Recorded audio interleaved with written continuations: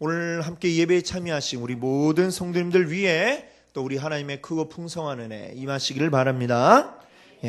오늘 여러분과 함께 나눌 말씀 제목은요, 따뜻한 사람들, 따뜻한 사람들이라는 제목으로 또 오늘 함께 말씀을 나누고자 합니다. 스위스로 망명한 그 독일의 작가 에리히 레마르크라는 분이 있습니다. 이분이 쓴 소설 서부전선 이상 없다.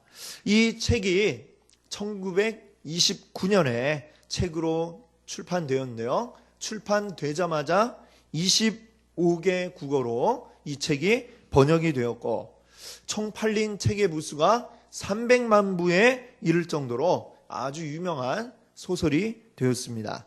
또 이 소설은 또다시 영화로도 만들어져서 아카데미 작품상 또 감독상 이렇게 받기도 했습니다. 그래서 우리가 많이 아마 이 제목을 들어보셨을 것 같습니다. 그 내용은 대략 이렇습니다.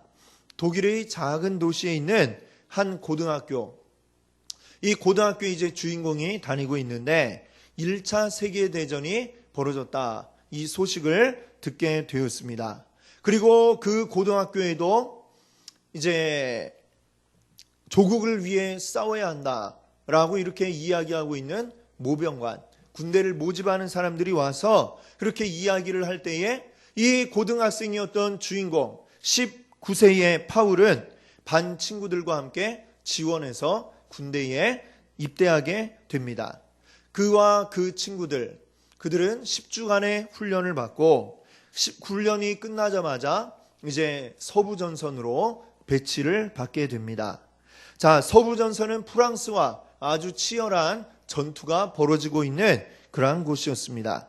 격렬한 전투가 계속되는 동안에 파울의 친구들은 한 사람 두 사람 전사하기 시작을 했습니다. 그의 친한 친구들 4명이 다 죽고 이제 파울이 남아있는 동안에 이 파울도 어느새 전투에서 상대편 적을 총으로 쏘아 죽이는 그런 일을 경험하게 되었습니다. 그 병사를 쏘아 죽이고 나서 그의 주머니를 뒤지던 가운데에 그 주머니에서 그의 가족 사진을 그가 발견을 하게 되었습니다. 아주 다정한 한 가족의 일원이었던 사람을 자기가 죽였다는 이 사실을 생각하면서 너무나도 이 전쟁에 대해 깊은 회의를 느끼게 됩니다. 자, 그 치열한 전투가 어느 날 이제 소강 상태에 접어들게 되었습니다. 날씨는 아주 맑고 쾌청한 그 어느 날 참호에 이제 쭈그리고 앉아서 햇볕을 쬐이고 있던 이 파울은 잠시 날아오는 나비를 한 마리를 보게 됩니다. 그리고 이 나비를 보는 순간 그는 이 나비가 마치 평화다 이런 생각을 하게 됩니다. 그래서 자기도 모르게 이 나비를 잡으려고 몸을 일으켰습니다. 그리고 몸을 일으킨 순간 저격병의 총소리가 들리고 이 파울은 그대로 쓰러져서 죽게 되었습니다. 그리고 그 총소리 이후로 또 그날 하루 종일 다른 일일이 없이 그날 하루는 조용히 지나가게 되었습니다. 그날 저녁 서부전선 사령부에서는 본국으로 이렇게 무전을 보냅니다. 서부전선 이상 없다. 이렇게 보내면서 그 소설이 끝을 맺게 됩니다. 이 참 미래가 창창한 아직 20세도 되지 않은 고등학생이었던 이 젊은이들이 허무하게 이 전쟁터에서 총을 맞고 죽어나가는데 그 죽음이 아무에게도 기억이 되지 않고 그날 아무 일도 없었던 것처럼 서부전선 이상 없다. 이렇게 보고가 올라가는 이 모습을 통해서 이 전쟁의 참 참혹함과 이 씁쓸함을 우리에게 보여주는 바로 그러한 소설인 것이죠. 오직 전쟁의 승리만 위해서 고등학생도 남김없이 다 전선으로 보내야 하는 어떤 그 전체만 있을 뿐이지 그 안에 한 사람 한 사람의 개인은 사라지고 없는 그러한 모습들을 이 소설에서 보여주고 있습니다. 이 전쟁의 무서움이라고 하는 게 바로 이런 것이죠. 전체만이 남아있을 뿐이지 한 사람의 어떤 소중함이라고 하는 것은 다 전체 속에서 뭉그러뜨려지고 사라져버리는 게 바로 이 전쟁의 참혹함이다. 이렇게 이야기할 수 있겠습니다. 자, 근데 생각해 보면 오늘 우리가 살아가고 있는 이 사회, 이 모든 생활들이 사실은 다 하나의 전쟁이다. 이렇게 생각이 되어집니다. 우리 살기 위한 생존 경쟁의 전쟁터로 우리가 내몰리고 있는 그러한 삶을 우리들이 살아가고 있는 것을 우리가 보게 됩니다. 우리도 역시 서부전선 그 어느 한 군데에 서 있다. 이렇게 말씀드릴 수 있겠습니다. 누구도 나 외에 다른 어떤 사람을 신경 쓰지 않고 신경 쓸 여력이 없이 그저 나 혼자 살기에 급급한 채 이렇게 살아가고 있는 삭막함이 지금 우리 주변에는 아주 가득하게 우리를 둘러싸고 있습니다. 이런 시대에 전체가 아닌 그 가운데 있는 어느 한 사람, 잊혀지고 쓸쓸히 사라져가는 이러한 한 사람에게 신경을 써주고 그를 돌아볼 수 있고 살펴줄 수 있는 이러한 따뜻한 사람들이 오늘날 너무나도 우리에게 크게 요구되어지고 있는 그러한 현실을 우리가 살고 있습니다. 오늘 우리가 읽은 성경 말씀을 보면 바로 그러한 따뜻한 사람들의 이야기가 이 성경 가운데 나오는 것을 보게 됩니다. 오늘 본문을 보니까요, 예수님이 가버나움이라고 하는 곳에 가셨습니다. 자, 그때에 예수님의 소문을 듣고 많은 이들이 예수님에게로 몰려왔습니다. 예수님의 그 소문을 어떤 소문을 들었을까요? 병든 자를 낫게 하고 또 말씀에 능력이 있다. 어쩌면 우리나라 지금 로마의 압제를 당하고 있는 우리나라를 구원해낼 그런 독립투사인 것 같다. 이런 소문들이 쫙 돌게 되었을 때에 많은 사람들이 그 예수님을 만나기 위해 가버나움 근처에 있는 많은 사람들이 몰려들었습니다. 자, 예수님이 머물고 계시다는 그 집을 향해서 사람들이 얼마나 많이 몰려들었든지 정말 발 딛고 있을 공간조차 없을 정도로 정말 수많은 사람들이 몰려들게 되었습니다. 자, 그 예수님에게 몰려온 자들 중에는 자기 인생의 여러 가지 문제를 해결받기 위해 몸이 아픈 자들, 병 고침을 받기 위해 그렇게 온 자들도 있고 또 나라를 걱정하는 자들, 이분이 정말 이 나라를 독립시켜낼 그런 분인가 관심을 갖고 몰려온 자들도 있었던 것입니다. 자, 그런데 그 모여있는 자들, 그래도 자기가 몸이 아파서 병 고쳐달라고 이제 온 사람들, 그나마 예수님께 이렇게 스스로 걸어와서 제가 어디가 아픕니다 이야기할 수 있는 자들은 그래도 상당히 상태가 괜찮은 분들입니다. 오늘 말씀해 보니까요, 자기 스스로 움직일 수가 없어서 예수님에게 갈 엄두도 내지 못하는 바로 그러한 사람이 나오고 있습니다. 그는 바로 중풍병자입니다. 온몸에 풍이 걸려서 자기 스스로는 지금 움직일 수조차 없는, 누군가 자기를 움직여서 자기를 들어서 들쳐업고 예수님께 가지 않으면 도저히 예수님을 만나볼 수조차 없는 바로 그러한 사람입니다.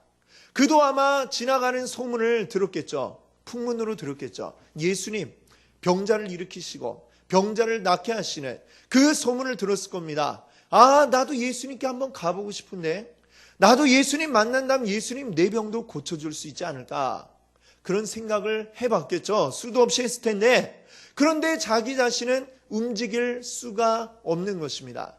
그저 머나먼 사람들의 이야기, 뜬구름 잡는 이야기처럼 들려질 뿐입니다. 그런 예수님이 있으면 뭐하나? 나는 갈 수도 없는데. 아마 이런 자포자기의 마음이 있었을지도 모르겠습니다. 자, 근데 참 다행인 것은 이 중풍병자의 좋은 친구들이 있었다는 것이죠. 아주 마음이 따뜻한 친구들이 그 중풍병자에게는 있었습니다.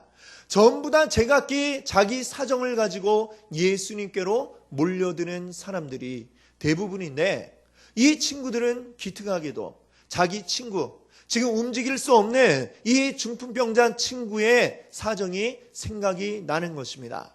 그래서 그 4명의 친구들이 모였습니다. 함께 모여서, 자, 우리가 이 친구를 위해서 예수님께로 이 친구를 데려가자. 그래서 예수님 만나게 해보자. 그 예수님이라면 우리 친구의 병을 낫게 할 수 있지 않을까?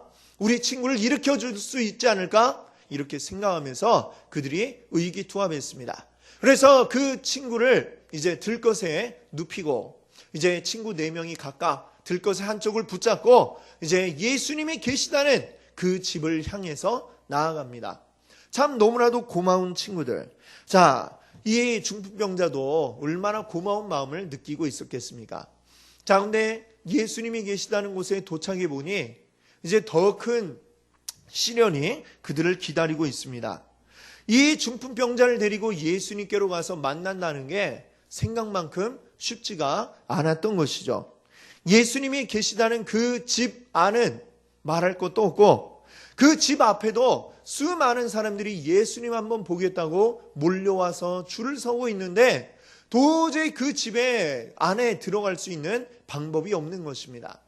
만약 자기 혼자라면 어떻게 그 사람들 틈을 비집고 한번 들어가 보기라도 할 텐데 이 중풍병자 친구를 들것에 들고 지금 너무나도 이제 크기가 크죠. 그 친구를 데리고 안으로 들어간다는 게 어찌나 힘겨운지 지금 도저히 방법이 나오지를 않는 것입니다.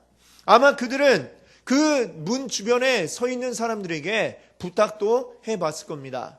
선생님, 우리 친구가 너무 힘들고 사정이 딱합니다. 움직일 수조차 없습니다. 제발 예수님 한 번만 만나보는 게 소원인데 좀 대신해서 자리를 양보해 주시지 않겠습니까?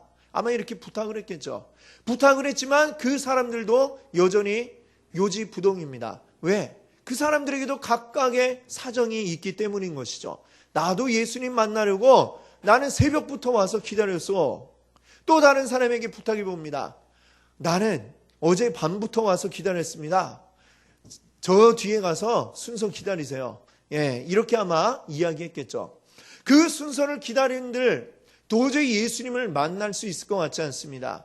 며칠이 걸려도 차례가 올 것 같지가 않습니다. 이 친구들 너무나도 실망이 됐겠죠. 친구만 실망이 됐겠습니까? 그 중풍병자는 더 큰 좌절을 아마 겪지 않았겠습니까? 도저히 일반적인 방법으로는 예수님을 만날 수 있는 그 방법이 없습니다. 그렇다고 여기까지 와서 그냥 돌아갈 것인가? 이들은 뭔가 방법을 구하고 찾아보려고 했습니다. 머리를 맞대고 궁리를 했습니다.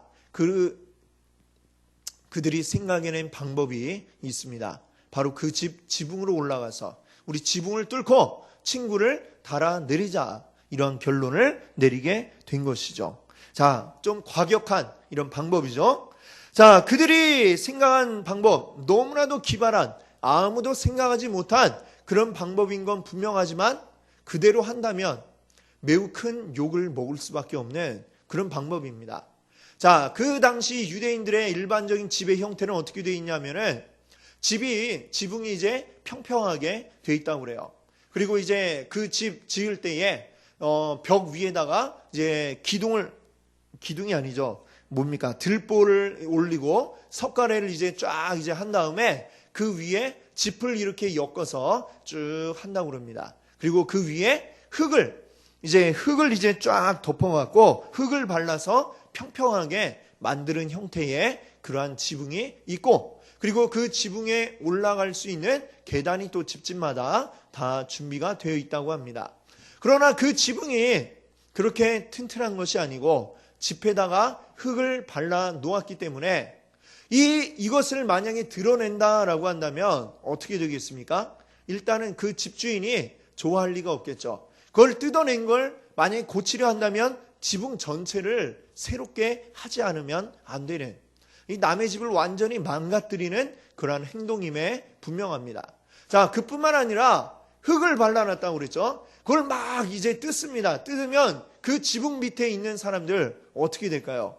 이 위에서 그냥 흙이 계속해서 막 떨어지게 될 것입니다. 이 집 안에 있는 사람들 역시 좋아할 리가 없을 것입니다. 지붕을 뜯는 게 또 하나 둘 셋 하고 확 뜯으면 확 뜯어질까요? 그게 아니겠죠. 이게 뜯는 동안에 시간이 또 걸릴 겁니다. 그러면 그 시간 동안에 욕을 먹어가면서 지붕을 뜯어내고 그리고 친구를 달아내리고 그걸 예수님이 또 좋게 봐주실지 어떨지 알 수가 없는 상태이죠.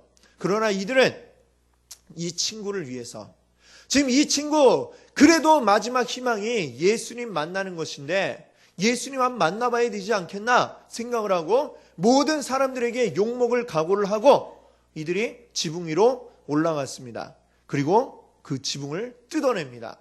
집주인이 보니까 누가 우리 집에 올라왔고 지붕을 막 뜯어내고 있죠. 화가 나겠죠. 막 와갖고 얘기합니다. 이 사람들 미친 거 아니냐 하면서 욕을 했겠죠. 그러면서 빨리 내려오라고 하고, 집 안에 있던 사람들도 이게 왜 먼지가 막 위에서 떨어지니까 또 밑에서 욕을 하며 위를 쳐다보고 뭐 하는 거냐고 아마 이렇게 화를 냈을 겁니다.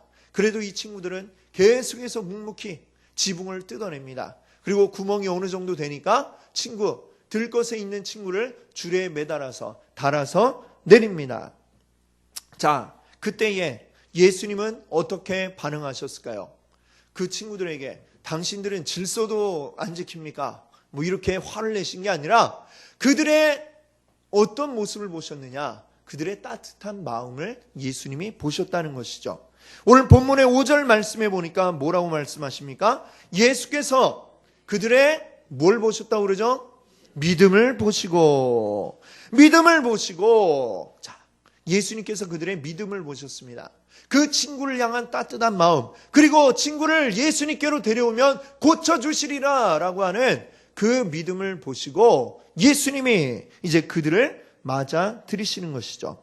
여러분, 오늘 우리에게도 이러한 따뜻한 마음이 우리에게 요구됩니다. 지금 우리가 살아가는 이 현실, 전쟁터와 다를 바 없는 이 참혹한 현실 가운데 우리가 살아가고 있습니다. 우리 옆에서 누구 하나 쓰러져도 우리는 여전히 나에게만 아무 일이 없다면 서부전선 이상 없다, 이렇게 이야기할 그러한 시대를 우리가 살아가고 있는 것입니다. 이러한 때에 우리에게 요구되어지는 것, 주를 믿는 우리에게 요구되어지는 것, 바로 이 4명의 친구들과 같은 따뜻한 마음이 우리에게 필요한 줄 믿습니다. 자, 그러나 우리가 생각해 봐야 될 것이 있습니다. 무조건 돕기만 하면 되는 것일까요? 무조건 어려운 사람이 있으면 도와주기만 하면 다 땡일까요? 아니라는 것입니다. 자, 그냥 돕는 일, 누군가 어려운 자를 도와주고 그를 힘을 내게 해주는 것, 꼭 우리가 아니더라도 누군가는 열심히 이 세상 가운데 하고 있는 것을 우리가 많이 봅니다. 우리가 해야 할 일은 뭐냐? 돕기 위한 도움이 아니라 꼭 예수 믿는 우리들이 해야 할 그 무언가가 우리에게 있다는 것이죠. 우리가 도와야 할 그 이유가 무엇일까요? 바로 예수 그리스도인 것입니다. 믿으십니까? 아멘. 예수 그리스도. 오늘 성경의 이 4 친구들의 따뜻한 마음, 그들의 따뜻한 마음이 의미가 있는 이유, 예수님이 그들을 보시며 기뻐하셨던 그 이유, 바로 예수 그리스도 때문에 그들의 행동이 의미가 있는 것입니다. 예수님은 단순히 병 잘 고치는 의사가 아닌 것입니다. 예수님은 그냥 우리 문제를 해결해주는 해결사도 아니신 것입니다. 예수님이 예수님으로서 우리에게 의미가 있는 이유는 무엇입니까? 우리 모든 문제, 그 문제 해결해 주시지만 더 중요한 것은 우리 영의 문제, 우리 죄의 문제를 해결해 주시는 분이시기 때문에 예수님이 우리에게 의미 있는 분이신 줄 믿습니다. 아멘. 우리 다시 한번 5절 말씀, 이 2장 5절 말씀을 다시 한번 우리 읽어볼까요? 자, 함께 같이 읽겠습니다. 예수께서 그들의 믿음을 보시고 중풍병자에게 이르시되, 아멘. 자, 여기 보니까 예수님 뭐라고 말씀하십니까? 중풍병자를 향해서요, 내 죄사함을 받았다, 내 죄사함을 받았느니라 말씀하고 계십니다. 자, 병고침을 받으러 온 사람에게 병만 고쳐주시면 되시지 지금 뭐라고 하시는 겁니까? 아마 이런 반응이 주변에도 있었던 것 같아요. 어떤 서기관이, 저기 뭐 하는 소리야? 병을 고쳐주면 될 일이지 뭐 하는 거야? 자기가 뭔데 죄를 사해 준다고 하는 거지? 자, 이렇게 이야기하는 서기관이 있었습니다. 자, 우리가 알아야 될 것은 예수님은 의사가 아닙니다. 예수님 의사가 아니라는 거예요. 예수님은 그의 죄를 용서해 줄 수 있는 분, 하나님의 아들인 것을 여러분들 기억하시기 바랍니다. 아멘. 이것이 의사와 예수님의 차이인 것입니다. 예수님은 병든 인생에 그 병을 고쳐주실 뿐만 아니라 그의 근본적인 문제, 그의 근본적인 그 심령 가운데 있는 죄의 문제까지도 해결해 주시는 분이십니다. 아멘. 이렇게 예수님을 만나 몸과 영혼의 고침을 받은 중풍병자이기 때문에 그 중풍병자를 데리고 온 그 4명의 친구의 행동이 의미가 있는 행동이 된 줄로 믿습니다. 아멘. 우리 인생은요 늘 사망의 음침한 골짜기로 다니는 양과도 같습니다. 시편 23편을 보니까 그 시편 23편을 쓴 다윗이 뭐라고 이야기합니까? 내가 사망의 음침한 골짜기로 다닐지라도 해를 두려워하지 않을 것은, 그 다음 뭔지 아십니까? 주께서 나와 함께 하심이라. 우리 주님이 우리의 목자가 되어서 함께 해주시고 우리를 이끌어 주시기 때문에 내가 죽음의 그 골짜기로 다닐지라도 내가 두려워하지 않습니다 라고 이렇게 말씀하고 있는 줄 믿습니다. 아멘. 자, 우리에게 필요한 것은 바로 우리의 목자이신 예수 그리스도인 줄 믿습니다. 아멘. 우리의 목자인 예수 그리스도, 이 자리에 계신 여러분들은 그 목자인 주님을 이미 경험한 분들인 줄 믿습니다. 아멘. 그 인도하심이 얼마나 큰 힘인지, 사망의 골짜기로 다녀도 내가 죽지 않고 살아날 것이다, 안전하게 내가 이 골짜기를 통과할 것이다 라고 하는 확신이 여러분들에게 있는 줄 믿습니다. 아멘. 이미 그 인도하심을 경험한 분들이신 줄 믿습니다. 아멘. 그걸 경험한 우리들, 먼저 알고 있는 우리들, 우리가 해야 할 일이 뭡니까? 이것을 우리가 전하는 것입니다. 증언하는 것입니다. 증거하는 것입니다. 아직 그걸 모르고 있는 자들, 계속 사망의 음침한 골짜기를 헤매고 다니며 죽을 줄 모르고 그렇게 헤매고 있는 자들에게 우리가 일러주는 것입니다. 우리에게 목자가 있어. 우리 목자 예수님을 따라와 봐. 그러면 우리가 살 수 있어. 우리가 무사히 이곳을 빠져나갈 수 있어 라고 우리가 알려주는 것입니다.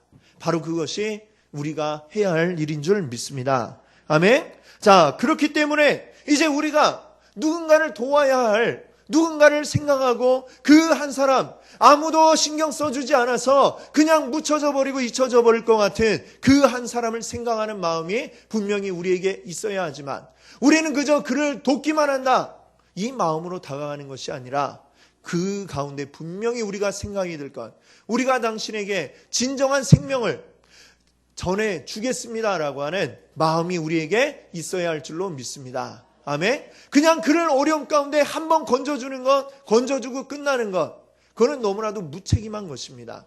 그의 근본 문제를 우리가 해결해 줘야만 하는 것입니다. 그가 예수 그리스도를 만나서 그 모든 문제를 해결함을 받고 지금 이 중풍병자처럼 죄 사함을 받고 모든 영혼이 구원함에 이르게 되는 그 은혜를 경험할 수 있도록 여러분들을 도와주시는, 여기까지 이르시는 여러분들 되시기를 바랍니다. 아멘. 우리 성경 말씀 하나만 더 읽어볼까요? 마가복음 12장 31절 말씀입니다. 마가복음 12장, 자 31절, 자 앞에 나와 있는데요, 같이 한번 읽어보겠습니다. 둘째는 이것이니 내 이웃을 내 자신과 같이 더 큰 계명이 없느니라. 아멘. 자, 우리 주님께서 우리에게 말씀하시기를 하나님 우리에게 주신 모든 계명들, 그것을 둘로 딱 요약을 하니까 첫 번째는 뭡니까? 하나님을 사랑하라는 것이고, 두 번째는 뭡니까? 내 이웃을 사랑하라는 것이죠. 그런데 이웃을 사랑하는데 어떻게 사랑하라고 그래요? 내 자신과 같이. 네가 네 몸 생각하듯이. 여러분 자신의 몸 얼마나 끔찍하게 아끼고 생각하십니까? 그렇죠? 예. 좀 몸이 좀 피곤한 것 같으면 보약이라도 먹어야 되나? 홍삼을 먹어야 되나? 이렇게 생각하면서 이 몸 축나지 않기 위해서 얼마나 아끼고 여러분들 애를 쓰십니까? 자, 바로 그러한 마음으로 누구를 생각하라는 겁니까? 나의 이웃을 내 몸 생각하듯이.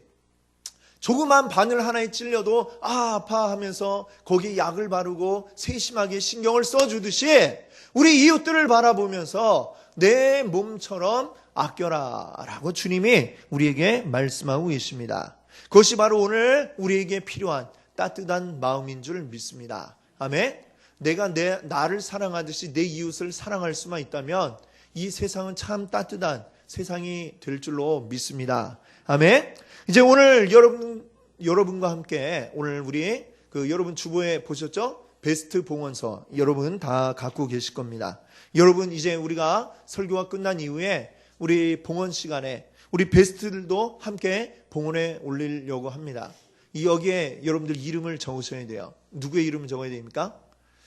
나의 따뜻한 마음을 전해줄 바로 그 이웃들의 이름을 우리가 적어야 합니다. 그 이름을 적어서 우리가 어떻게 해야 되겠습니까? 관계 맺기 많이 말씀드렸죠? 그들을 돕고 그들이 필요한 거 있으면 채워주고 이러한 거 해야 됩니다. 그러나 우리가 왜 그들의 필요를 채워주고 왜 도와줍니까? 내가 뭐 그 사람 종입니까? 뭡니까? 그 사람 엄마가 됩니까? 뭡니까?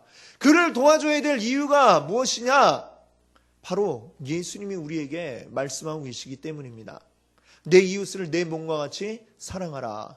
그를 사랑하는 건 그냥 무엇입니까? 그의 영혼을 사랑하는 것입니다. 그의 영혼도 나와 같이 구원받아서 하나님 알게 되기를 바라는 마음으로 우리가 사랑해야 될 줄로 믿습니다. 아멘. 그의 영혼을 사랑하는 마음으로 그의 육신을 돕고 그의 어려움을 도와주고 필요를 채워주시는 우리 여러분들 되시기를 바랍니다. 그 모든 걸 통해서 우리 하나님의 말씀, 하나님의 생각들을 이 땅 가운데 알려나가시는 우리 귀한 여러분 성도님들 되시기를 바랍니다.